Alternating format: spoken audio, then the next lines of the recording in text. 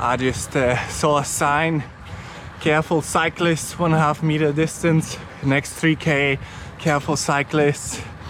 Wow, I mean, this is it, huh?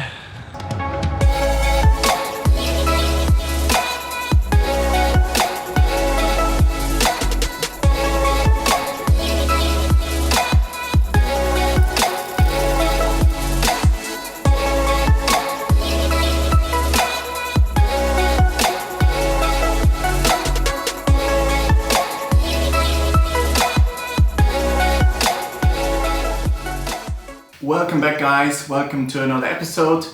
This week we are traveling to Girona. It's happening right after Challenge Salou, the half distance race. Check out the last video if you haven't seen it. So it's gonna be a week in Girona, split up in 2 parts. Enjoy.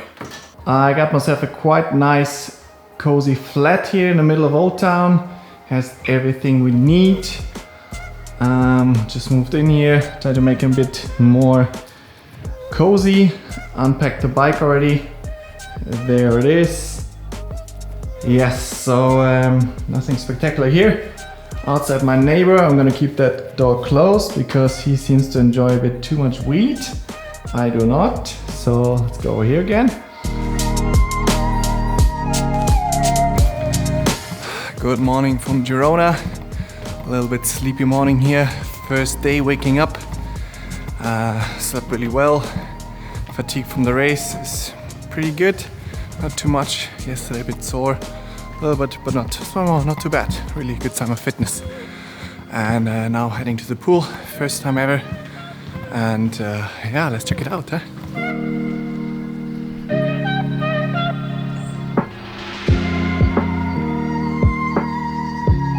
As you see, I'm in the middle of Old Town here. I have a really nice Airbnb, sheltered from everything, but in the middle of things. Girona is actually quite small. I'm a bit surprised, but everything is in walking distance more or less. Really great, and yeah, just an easy walk to the pool, 1 or 2 Ks, morning stroll.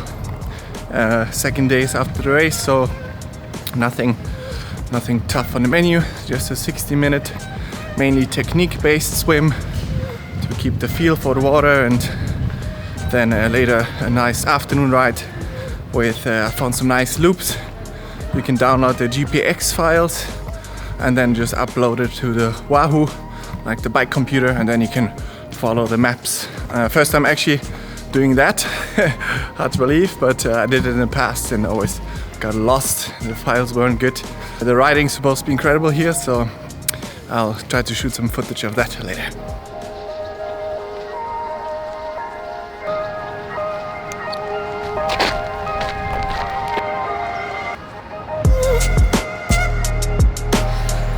We are taking a little detour through the park here in Girona.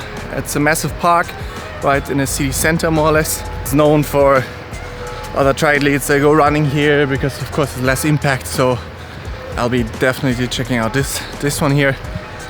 Middle of everything, really green.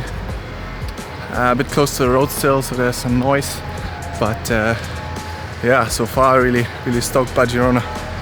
Turns out you have to reserve here in Spain to get a pool slot, but we're going in soon.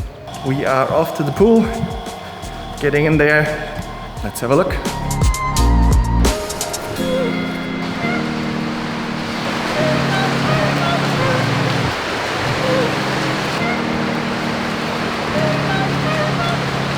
For sure, lots of triathletes around here, a couple of Super League caps, and yeah, it's known for professional sports, so it's good. Let's warm up with some swim courts and get in there. All right, that swim is done. Now we'll snack and then hopping on the bike.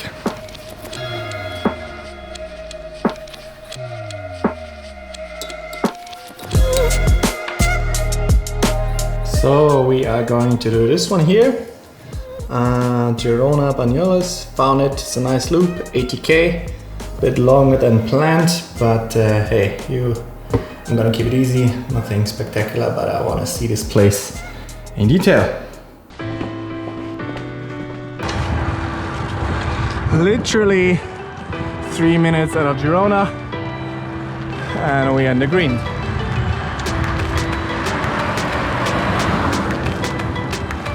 I've just been riding a little bit here out of Girona, and I'm absolutely shocked in a positive sense. I mean, I've lived in UK, in Italy, Germany, Netherlands, seen a lot of riding, did a lot of riding, but never in my life have I seen cars and people in it so respectful towards cyclists. Never ever. 10 out of 10 so far. Every single car either made a wide range around me or it stayed on a very curve on the left. Like every single car, every truck waiting, extremely respectful. This is one of the reasons why it's made for cycling. It's not just the path, it's really the people and the cycling community. It's something else.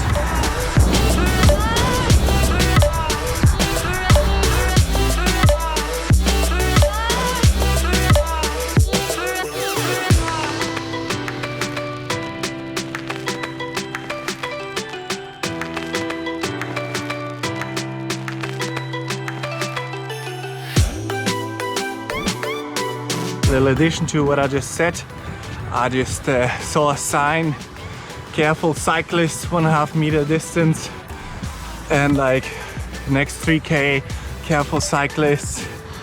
Wow, I mean, this is it, huh? I just realized something. I believe in all the 32 years that I'm on this planet and did all kinds of things, I never felt this free and happy. I mean, it's really, I'm so happy I finally made the decision and that it came to me to follow my passion and really go for it. Sure, you can always see the negative side of things. You can say, hey, I got no money coming in soon, the savings will run out, it's not gonna work, blah, blah. But this voice is deep down in the basement. I'm gonna ignore that voice and just focus on the positives, that I'm healthy, that I have the body even to have a chance to be able to do that. That is not a given. I'm very grateful for that, and yeah, let's just see what this journey brings. And one more thing, if I should ever have a complaining voice, lack of gratitude here on this channel or on Instagram or somewhere, I want you to flame me. I want you to explode in the comment section on me, because this is anything but gratefulness for even doing this and hopefully eventually getting an income and living from this. Anybody who's not more than 110% grateful does not deserve to do this. So even if the journey takes longer than expected, because I have a huge ego, I'm impatient, I want things to go fast, I want success fast, I want to achieve things, but the journey is what matters, and that's what I learned more and more over the years. So yeah, just if I should need a reminder, don't be scared of that keyboard or that phone. Hack the comments and tear me apart. You have my permission.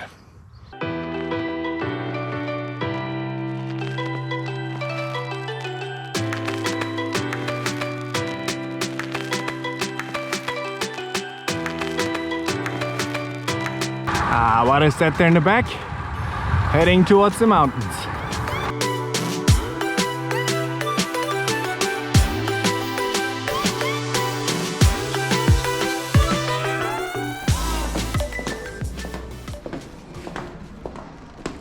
Early morning here in Girona. Everybody's still asleep. Heading off to the pool. And I like to get to swim in the morning. And massage after.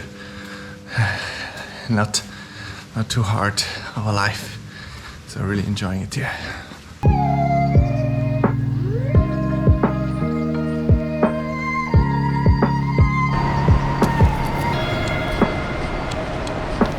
What's going on, guys? It's the third day. We're heading out for the second ride today. Found a nice little loop. Should be around 90 something K. New area. I will still head to the coast in the weekend, so in a few days for the long ride. But now just another 3.5 hour ride, some endurance, later some running, and let's see how it goes. I've been riding for around an hour now. I think I've seen 1 or 2 cars. Once you're out of town, which is a 5 to 10 minute drive. So you're all alone. Here, really perfect roads. Nice and warm, sun is out. Yesterday was one cloudy day where apparently whole Girona goes nuts already. But if you lived in other countries, you know, they're spoiled. So yeah, this climate is of course something that is making training easier. Also in the winter months, I heard February can be time for barbecue, right? So yeah, pretty good, huh?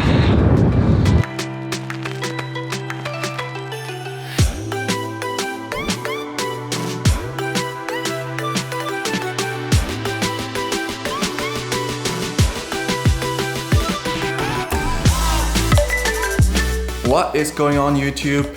We are towards the end of the week of Girona. I had a little thing happening, a bit unlucky yesterday. I had my run and twisted my ankle in the evening. In the end, it's always our own fault in triathlon if you break consistency.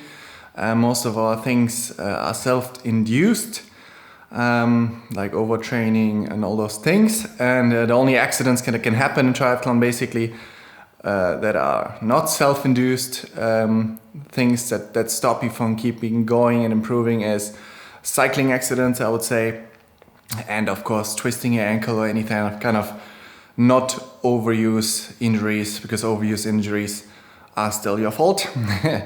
From Achilles to runner's knee and whatnot, the signs are there from your body. If you don't stop, it's your own fault, just like I didn't stop in the past. But I know that now, so I twisted my ankle in Girona in the evening. Again, you have to be self-critical. How can you prevent this from happening? I ran in the evening. I ran on higher Nike shoes, were a bit more unstable. Was just listening to music, ran around the corner, it was dark, pavement changed and a nice little twist. And in those situations, I want to talk a little bit about how do you fix something like that? Here he comes, limping a little bit. Let's talk about how to do this. So in general, when you have something happening like that, like an accident, it's important that you act rational and not emotional, right? Because there's hormones kicking in, adrenaline and whatnot, there's pain, there's many things that want you to become irrational, right? That's why some people can handle pressure in physical difficult situations and some people cannot. You can learn that. I learned that. I used to be a very emotional guy. I'm still an emotional guy, but in those situations, to be honest, I was always quite good. I don't know why. I always switched to very rational. Same in racing, I'm very rational. If I get flat, I don't get overly crazy about it. I just know, get it as quickly as possible done in order to lose no time and forget about it right away. It's just going to impact your race. Some people still talk about it on the run, that they had X happening in the swim. You just ruined your race. It's your fault. I had the same when I had a big bike accident in 2018, where I thought I'm going to be in a wheelchair because I flipped over at 60k an hour. Car didn't see me. What I learned from that is to change to only riding early in the morning and to always have LED lights in the front and back. Please promise me, also do that. Get yourself an LED. There are those great ones, but USB, you can charge them, no batteries, front and back, even during the day. It's the only thing next to the helmet and bright clothes that can save your life. So please get those. The chance of not dying on the road are greatly reduced with that. Sounds a bit rough, but it's a fact. Yeah, so same as 2018, I had the bike accident. I just, when I flipped over, I just sat there. I don't know why I kicked into rational mode right away. I just sat there, didn't move, and waited for the pain to kick in and waited where it was. I was extremely happy that back then it didn't come from the hip, because if you have a pelvic fracture and all that, or even spine, that's not good news, right? So back then I also had it here in the shoulder only, and I knew, oh, okay, great, maybe you just have it fractured here or here or here. Luckily none of it was fractured. I have a little something here still broken, but it's fine, I can swim and stuff, no issue. And yeah, so that's that. Same thing yesterday, twisted my ankle, of course not nearly as bad or anything, but what I did was I just completely stopped running right away. It was the beginning of the run.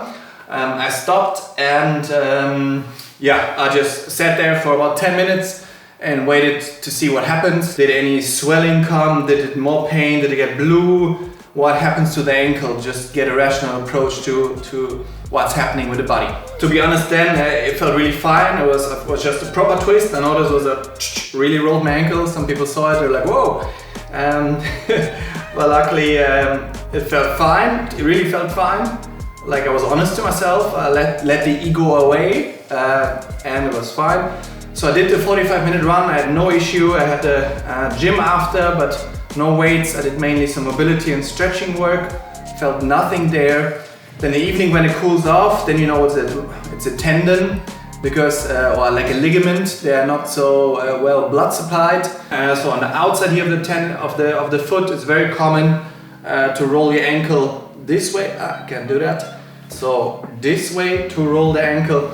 That's what I had happening. It's the most common one. There's like 3 ligaments here. The main one's on the outside. One of them is for sure stretched. I can feel that. That's why my foot is kind of locked in like a little bit upside position, because it doesn't want to be stretched. Same as when you have a muscle injury.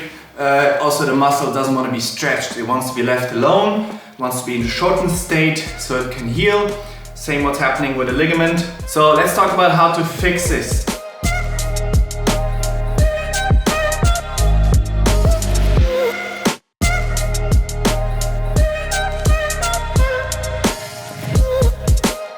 Hey guys, I hope you enjoyed the video. You can really help me out if you like and subscribe, push your notification bell, comment below what you want to see next, and I see you in the next video.